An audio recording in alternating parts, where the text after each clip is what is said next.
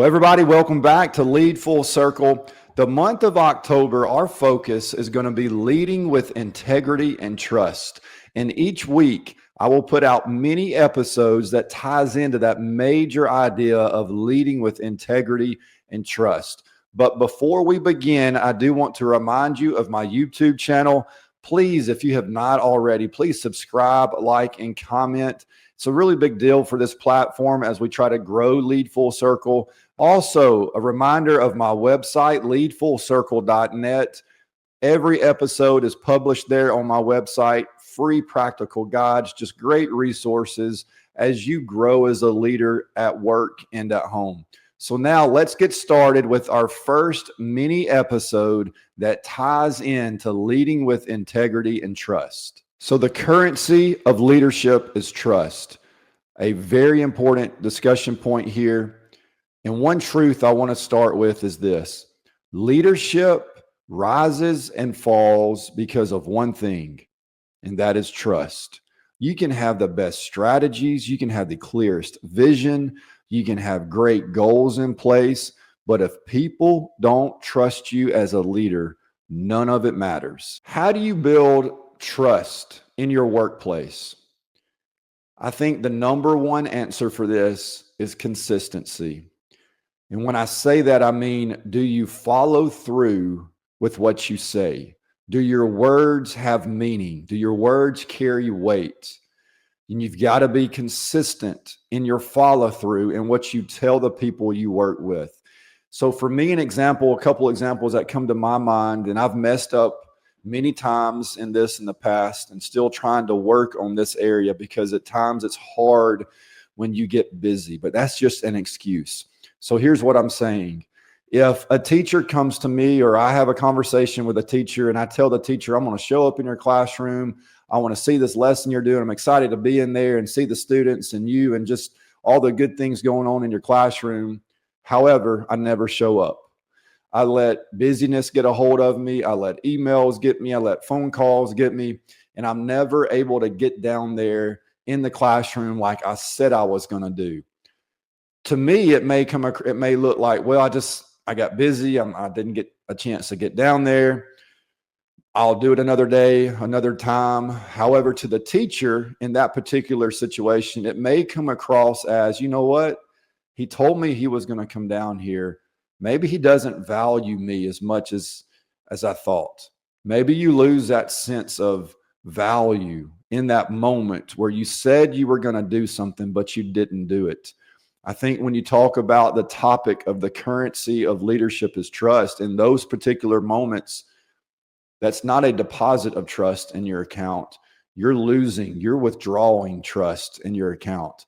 So when you say something, you've got to make sure you follow through with what you said.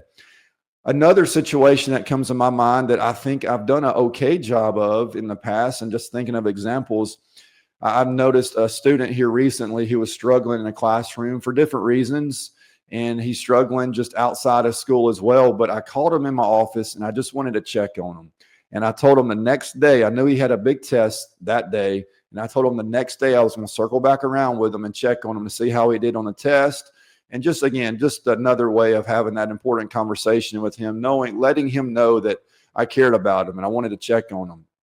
And I made a point that next day to find him and have a conversation with him, check on how he did with the test, check in with him, see how he was doing just in general. And I think that goes a long way with students, even people you work with, that you put forth energy to make sure you're following through with what you told them. Here's a couple quick takeaways that I think is so important at work.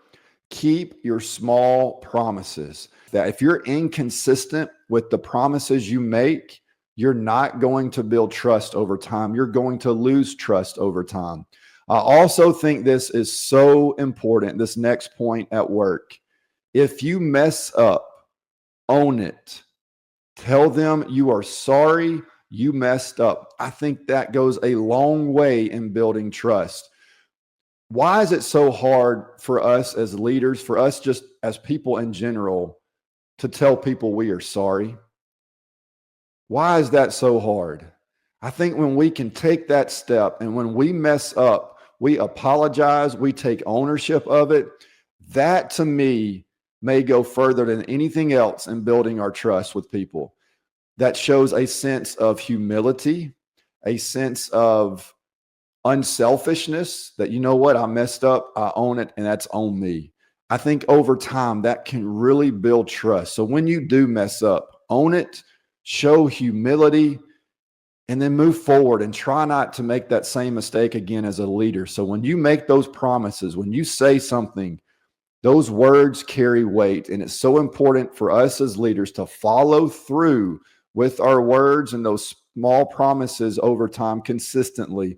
And that will build trust. And we have to continue at home to show consistency. This builds trust with our family. And that is so important. That with our family, just at work, those small promises we make, our words, we have to follow through with that. I've messed up so many times at home with faith.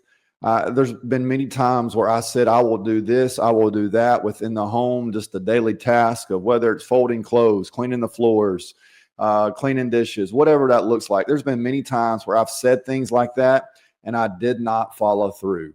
And that's a very inconsistent approach for me as a husband as far as helping out around the house. I have to do a better job of that. Faith will call me out on it now, and that's a good thing. I'm glad she does. It reminds me of, you know what, I didn't follow through with what I said I was going to do. So where does that find you with you and your spouse and around the house? How do you follow through on the small promises you make? And that can find us all at different places. I think on the flip side of that, with Caroline and our kids at home, I don't know if there's been many times where I've told Caroline I was going to do something and I didn't do it. I really, really try hard for my words to carry weight and to mean something with Caroline. Just the other day, an example that comes to my mind, she had a small assignment at school she was worried about, a little anxious about. So I made sure I got up early the next morning. I kind of laid out her work for her as a good way to kind of get the day started so she felt confident going into that school day. But I wrote a sentence out. I wrote some words out she was struggling with as far as reading and understanding. And I made a point to tell her that night before, hey, I'm going to get up early. I'm going to prepare something for you. We're going to work on it for 10, 15 minutes first thing in the morning. You're going to feel good about the day at school. And I said it and I did it. And that was just a reminder to me of how important it is for our small promises with our kids to make sure we carry it out. And we are consistent with doing that with our family.